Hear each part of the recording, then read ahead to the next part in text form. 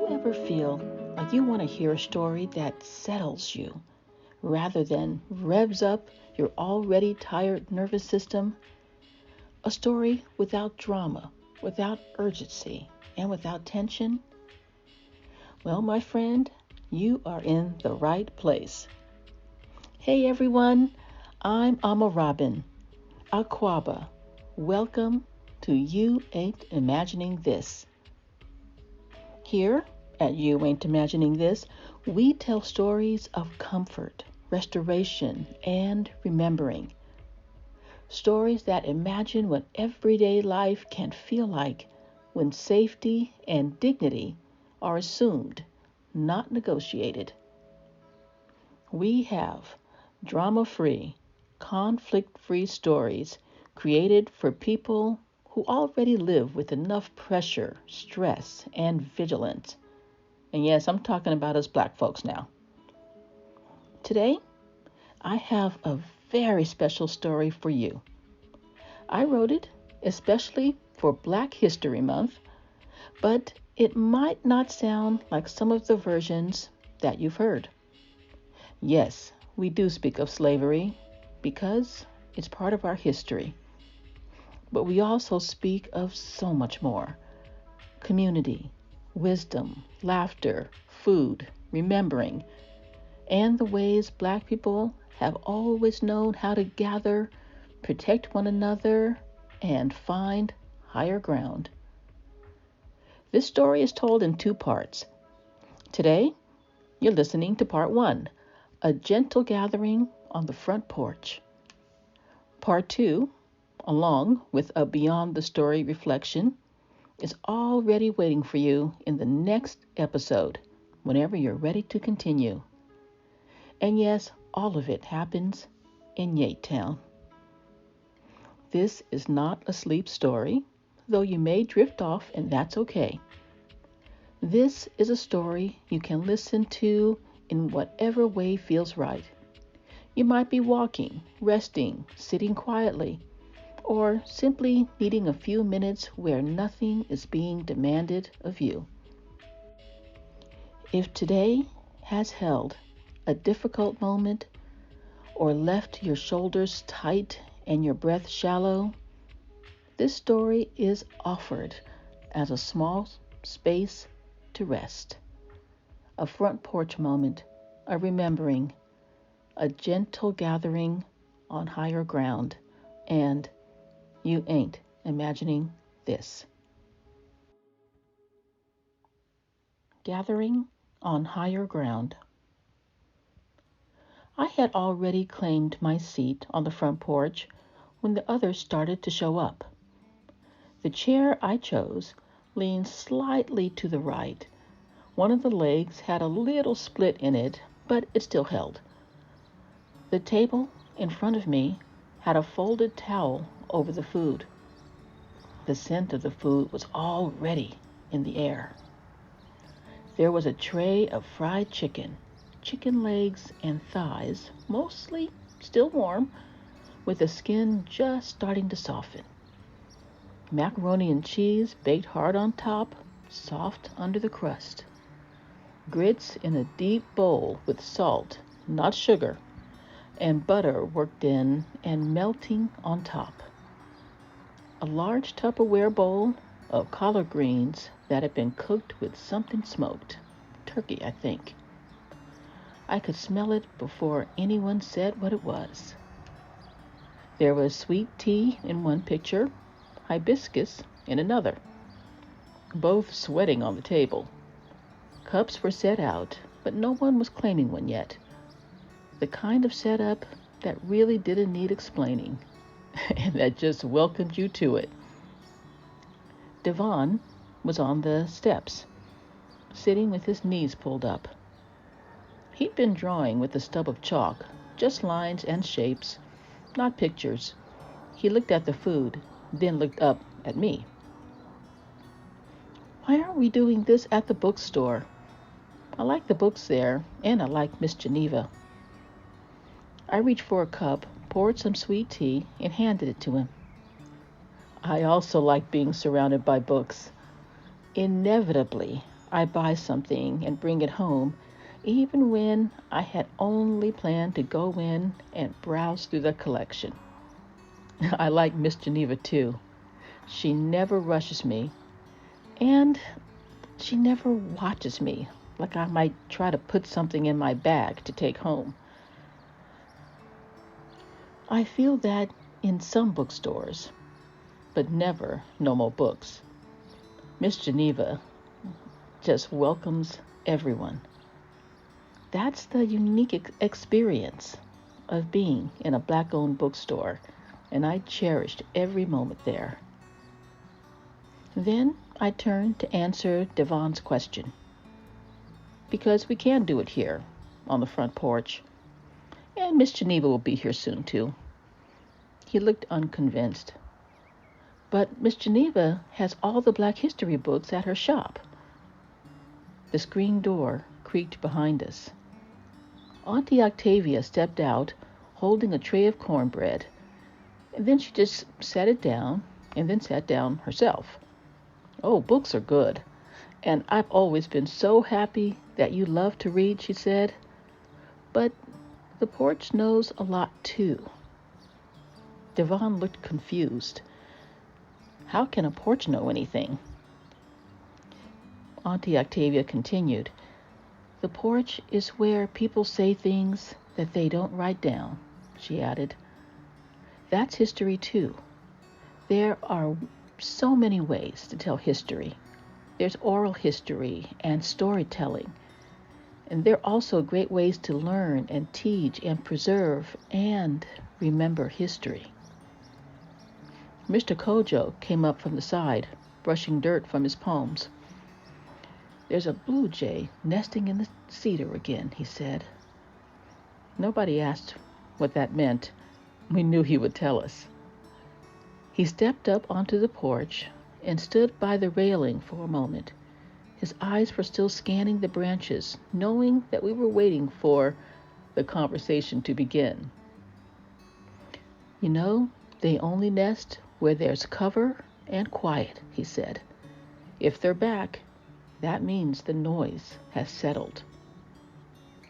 He looked around at us, not in a pointed way, just taking us all in, knowing that we're watching and waiting. "They'll fly off hawks, you know. Blue jays don't seem like much, but they hold their ground. Smart birds." He didn't say it like a metaphor, just facts, but the porch went a little still afterwards. Then he sat down in the corner chair, the one with the patched cushion and the view of both the yard and the trees. They remember where everything is, not just seeds, but places and trouble. They don't forget anything. He brushed his hands again and took the plate of food that I handed to him. That was how he talked. He let the birds do the teaching, and he said just enough for the rest of us to hear it. Today, the wisdom came from the blue jay. Aisha arrived from the Umoja Cafe carrying a heavy dish wrapped in foil. "I know you said we didn't need any more food," she said, looking at me, "but the squash was already going, so I just brought it." She opened the foil. It was roasted, sweet, soft, probably with a hint of nutmeg. "More food and more people are always welcome here," I said. "I thought so," she replied, and set down the tray. Devon was still watching everything and everyone closely. "So what is Black history really?" he said. He didn't say it like he expected an answer right away. He just said it like he was thinking out loud. Nobody jumped in. Auntie Octavia poured herself some hibiscus tea, and then she said, kind of reflectively, "People think Black history is just pain and marching. That's in it, but that's not all of it. It's also food and music and how we sit together. It's jokes that only make sense to us. It's joy that showed up anyway.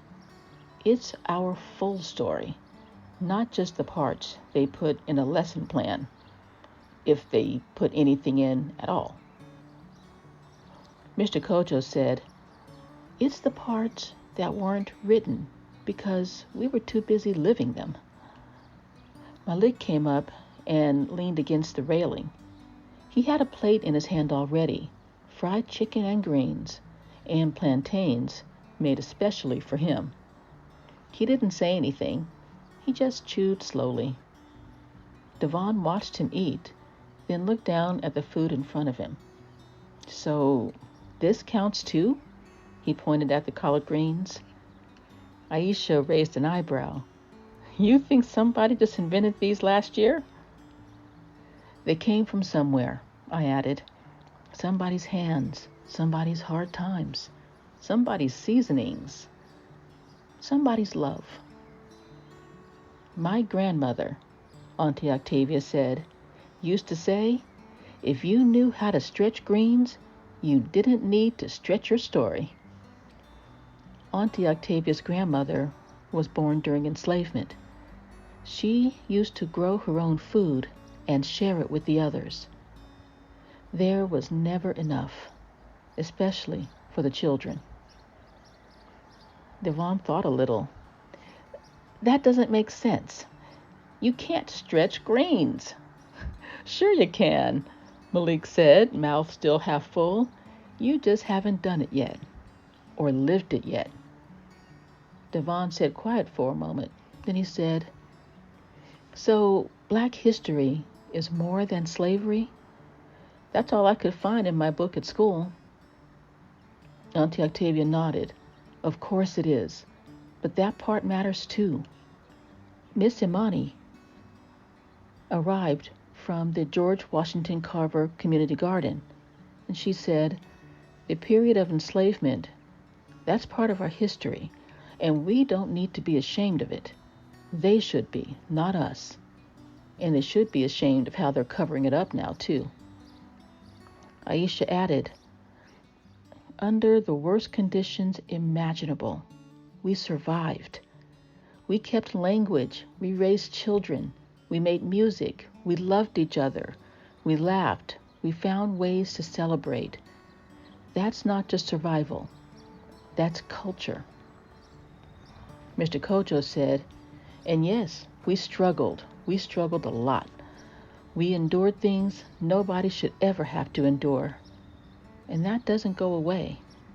We still carry it today." Aisha spoke softly, "But we don't stop there." And Miss Amani picked up on that. "Exactly. We kept going. We keep going. We found family again. We got educated. We built towns, churches, schools, places that thrived, until they got burned down. And you know by whom." Malik said, "We invented half the things they use every day and didn't get credit for most of it." Aisha said, "We fought for our rights, and we still do. And we didn't just help ourselves. We helped this whole country grow up. And beyond that, too." Auntie Octavia leaned back. "That's why they want to erase it. Because if you knew what you come from, you can't be fooled or controlled." Right then, Mr. and Mrs. Robinson showed up together, like always. They owned the barber and beauty shop in town. Mr. Robinson had a small radio, he always carried it, and set it near the table. The sound came through low, jazz, slow, definitely not trying to steal the show. Mrs. Robinson handed off a container of her famous pickled okra, then sat down with a sigh. Devon looked around again. "But why do we need to remember all this? Like, what for?" Auntie Octavia didn't answer this time. She just reached for a piece of cornbread, broke it in half, and handed the other half to Aisha. And I said, because if we don't remember all this, it will be lost for the next generation. Because remembering all this connects us. And because all of this is a part of us already, deep in our DNA. And it honors the ancestors who survived and thrived so that we could. Aisha nodded. We remember the good and the bad stuff. It's all part of our story. We also remember to make space so folks know where they belong. Mr. Kojo stepped up and said, "You ever heard of Dr. Carter G. Woodson?" Devon nodded. Kinda. He started what people now call Black History Month, Mr. Kojo said. But what he really intended was that we should know ourselves, not just in February, just so that we don't get talked over. So we know what and where we come from, Aisha said, and who we sound like when nobody's correcting us, Auntie Octavia said, and we all nodded. Devon sat with that one. Something had struck a chord in him. He didn't say anything for a bit. He was picking apart his own cornbread, but not eating it. Then finally, so we're living and making Black history right now just by eating cornbread? Everyone laughed and nodded. Then Mrs. Robinson said, "That's right, honey. And by gathering together. Do you know this used to be illegal? That Black folk couldn't gather together, not in groups of more than 3 or 4? But not anymore. Still, though, it makes some people uncomfortable, and they show it."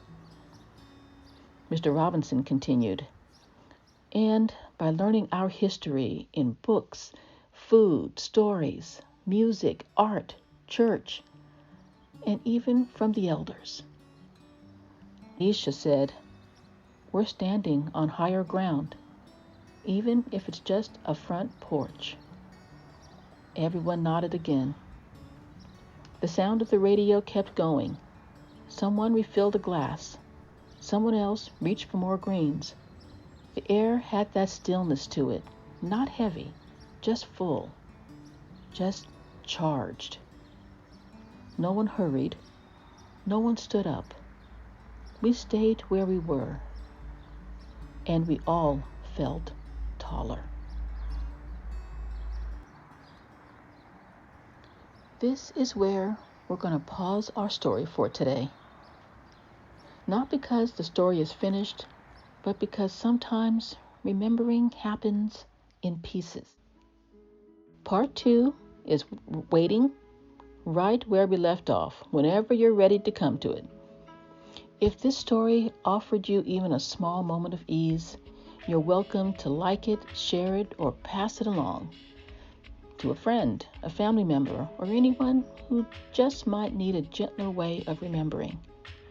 This is a child-friendly story, and it can be listened together on a walk, around the table, on a drive, or at any gathering where people come together to listen and reflect. I hope you enjoyed this story, Gathering on Higher Ground. Remember, this is part 1. And when you're ready to continue, part 2, along with a Beyond the Story reflection, is already waiting for you in the next episode. And you ain't imagining this. Ashe, fam.